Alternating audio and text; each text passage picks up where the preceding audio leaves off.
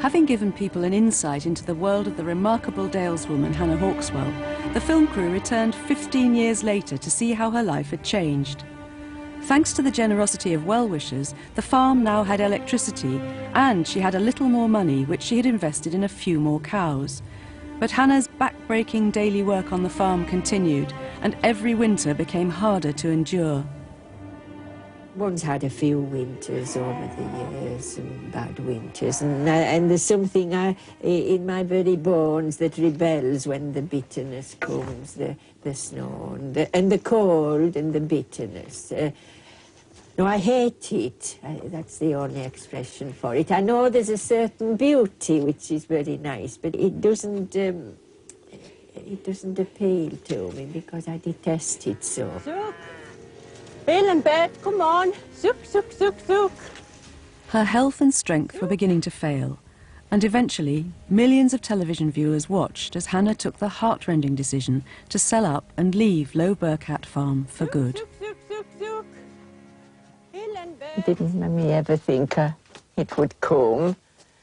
Even now, sometimes I can't believe it's like sometimes as if it's something happening to somebody else rather than myself. But it's for the best, I think. I knew there was a limit to the time, you know, you can carry on a one woman on a hill farm. And I was getting, you know, the winters, I couldn't move. A lot better than if I could move as well now as I did then, I would be very happy. But I couldn't let me hurry about, you know, as well as I did in the cold. And if it had come a bad winter, and of course the land, you know, I couldn't farm it and hadn't been that I could farm it properly myself. And so one, like Gilbert and Sullivan, taking one consideration with another, you know, it was the best thing to do. Tell me, who is this? Oh, this is Rose. Oh, the senior cow. Yes, my lovely Rose. No, I like her very much. She's lovely. One assumes that it's going to be difficult to part with her, I assume. Oh, yes, it is.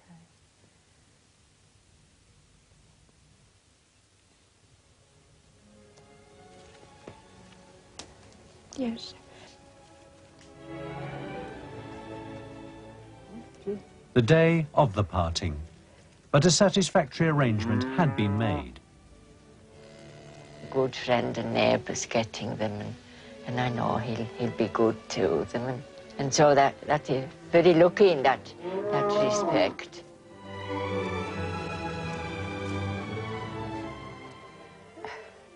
Come on, Kush. Kush, pets.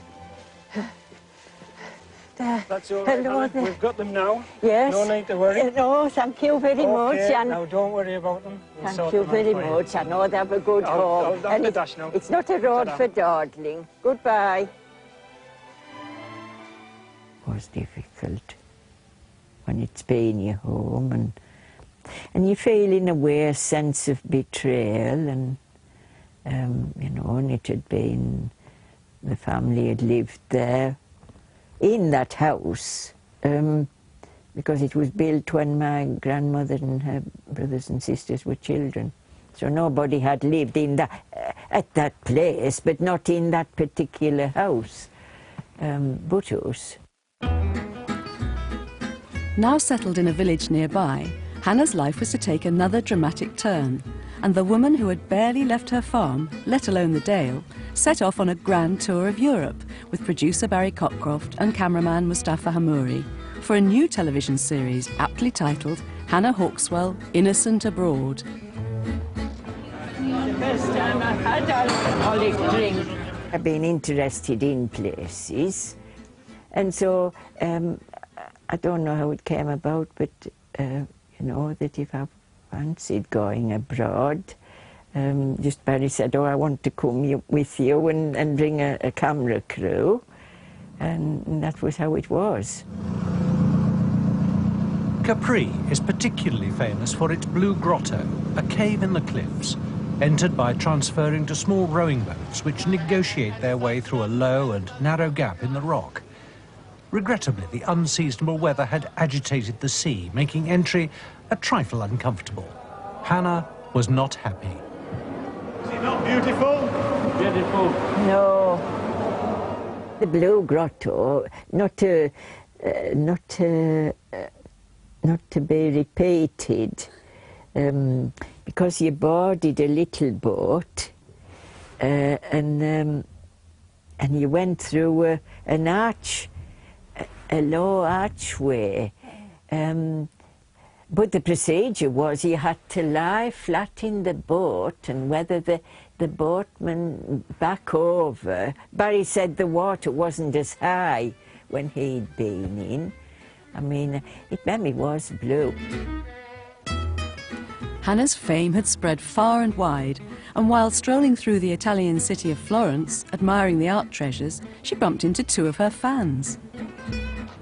I'd like to thank you for all the pleasure you've given us, both in books and on the television. Thank you very much. And what a stout life, Hannah. Yes. When we think of you going down for the water, you know, when it's frozen. Yes. In all that ice. Yes. Enjoy the rest of your holiday, won't you? Because we think you've earned it. Thank you And we're very so much. thrilled to have met you. So Thank you. Goodbye. I've enjoyed Goodbye now. meeting you too, and, Bye-bye. and enjoy your holiday also. Thank you. Thank you. Bye-bye, my dear. Bye. Bye-bye now. Bye. Thank you. Do you still get letters from them? Oh yes, yes, I had just within a week ago or 10 days from a gentleman in Canada. In Canada? Yes, he'd been a farmer as I, you know, in the same wild country. So you get letters from all over the world? Different places, yes. Not a lot, but, you know, now and again. What sort of thing do they say to you, Anna, in the letters? Oh, mostly, you know, they've enjoyed the books, you know, they'd watched the films and they enjoyed the books and, you know, some to hear how I am and some lovely letters and or just thanking me. And even on the Grand Canal, Hannah was recognised and hailed from a passing water bus. It was a wonderful trip, yes. You know, places I'd never dreamt, only read about. Never dreamt I would ever be there. Venice was wonderful because it was altogether different. I mean, you got out of a motorised vehicle and into a boat, and then it was all like a great inland sea. So, you know, it is all, you know, different from, I don't think, anywhere else in Europe. But there's one place Hannah can't bring herself to visit. Today, Low Burkett Farm is almost unrecognisable as the place where she lived for so long. 2 decades on, it's been completely refurbished and is a family home with all mod cons. It wasn't easy, and I don't go back. I can't go back. The ties are too strong.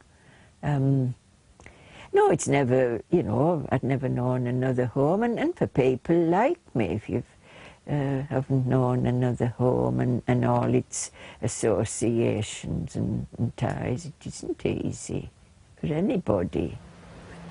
Although Hannah had to leave the farm, she couldn't leave the Dale, and she moved to a small cottage in a village just a few miles from Low Burkett Farm, where she now lives a quiet life. It's still a bit different.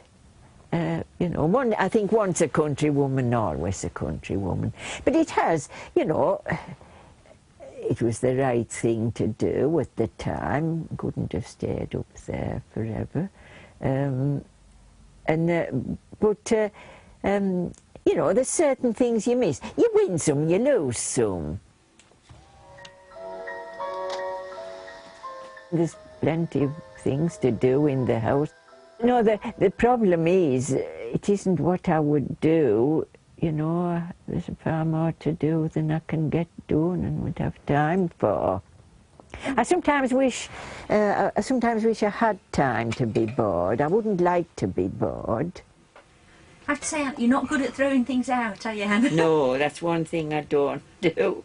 I'm a different generation by far than you young people. Was brought up in wartime. It was make do and mend.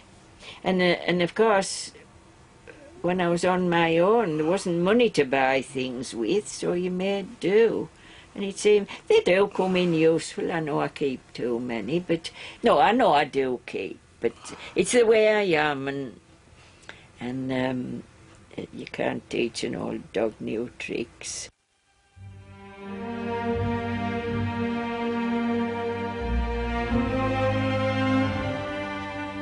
For Hannah, home will always be where the heart is, and Hannah Hauxwell's heart will always be in the Dales.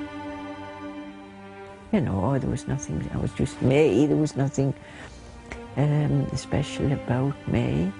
As I've said, and often say, I was, still am, and always will be, just a plain Dales woman, just a plain country woman.